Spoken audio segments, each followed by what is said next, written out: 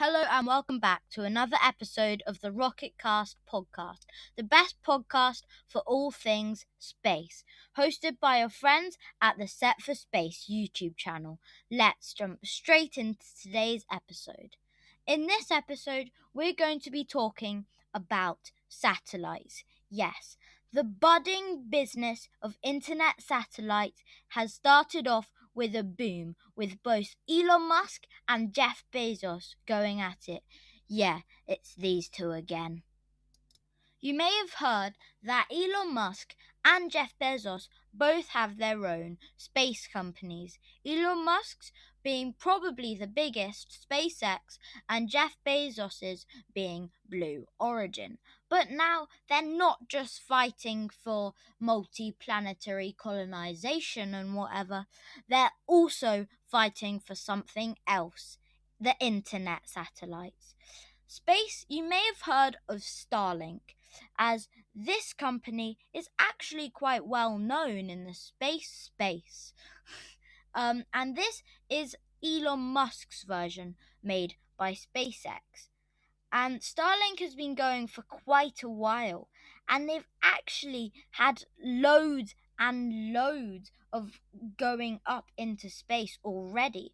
But SpaceX does eventually hope to have as many as 42,000 satellites in this so-called mega constellation.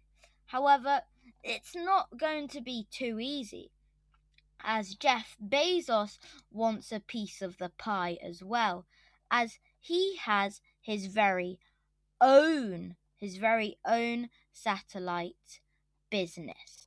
What is it? Kuiper Systems. Now, one thing to note is that Kuiper Systems is not actually a part of Blue Origin. In fact, it's an Amazon subsidiary, which technically means Jeff Bezos isn't in charge of it. Anyway, it's still a direct rival to Musk's Starlink. And Kuiper Systems was founded in 2019 as a broadband satellite internet constellation that could provide broadband speed internet connectivity from space. While Starlink's service is currently operating in the US, UK, Canada, and Germany, France, and 9 other companies, according to a tweet from Musk. So, Starlink is actually up and running, while Kuiper Systems is still a bit of a dream. However, in the future, both billionaires promise this could be a huge part of life, maybe not even just on Earth. There is loads and loads to talk about in the world of satellites, and we all know that satellites are super important. And now these two billionaires want to take the internet to satellites, and this is going to get interesting. But where did this super heavy feud even start? Well, according to Forbes' article by David Dawkins, the latest battle, which follows news last week that Bezos' Blue Origin had filed a federal lawsuit against the US government's award of a $2.89 billion contract to Elon Musk's SpaceX for future moon landing, arrives in the form of a strongly worded letter from Amazon sent to the Federal Communications Commission, arguing that SpaceX's plans for its Starlink network were breaking the rules on satellite deployment, which, I mean, if that doesn't sound a tiny bit feudy to you, I have no idea what does. And one thing to keep in mind, when David Dawkins said last week, he meant last week of August 27th, 2021. But it's not just about worded letters and whatnot. It's actually more business-like. I mean, these two have been fighting it out for years, and everyone knows it, especially if you're listening to this podcast or watching it. You probably know about these two and their space dreams and hopes.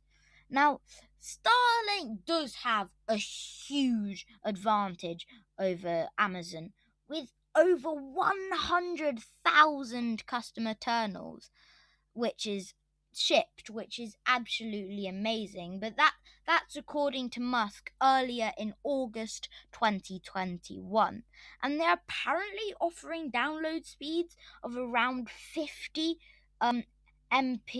Mbps. While Kuiper Systems, however, only won FCC approval last year, so that's 2020, I believe, to build a low Earth orbit, which is a satellite constellation capable. It claims of proving reliable and affordable broadband service to unserved and underserved communities around the world. That was claimed in a statement that Amazon will invest more than $10 billion in Project Kuiper over an unspecified period of time. But obviously, this is not going to be easy for either billionaires. No, no, no. I mean, will it be fun to look at? Well, yes, it will be. But let's just take a look at this article from space.com, which is Starlink, SpaceX's satellite internet project, by Adam Mann and Teresa Pulterova, which was published yesterday, which is the 8th of January 2022. And Starlink is the name of a satellite network developed by the private space flight company SpaceX, as we've hopefully already established. But the size and scale of the project flusters around astronomers, says the article, who fear that the bright orbiting objects will interfere with observations of the universe, as well as spaceflight safety experts who now see Starlink as the number one source of collision hazard in Earth's orbit.